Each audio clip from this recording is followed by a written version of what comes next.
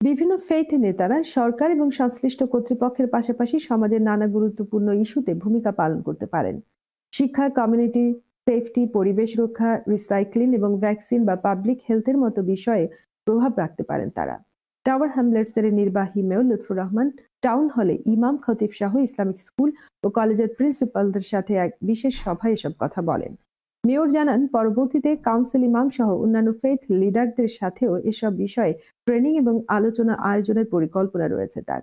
এ সময় কাউন্সিলের deputy mayor councillor Mayum মিয়া, chief executive Julie Lauren সহ বিভিন্ন পর্যায়ের কর্মকর্তারাও তাদের কার্যক্রমে কথা বলেন। মেয়র জানান, ইউকের জনসংখ্যার মাত্র 6% মুসলমান হলেও মুসলিম প্রিজনারের সংখ্যা হচ্ছে প্রায় 17%।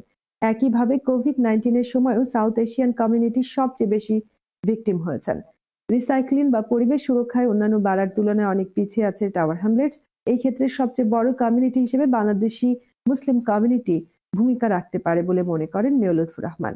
সভায় ইস্ট লন্ডন মসজিদের ইমাম আবুল হোসেন খান, ইমাম সৈয়দ আনিসুল হক, দাওয়াতুল ইসলামের আমির আব্দুর রহমান আল মাদানী, সাবেক আমির হাফিজ আবু সাইদ, ব্রিকলেন মসজিদের খতিব মুফতি নজরুল ইসলাম সহ আরো অনেকেই বক্তব্য রাখেন।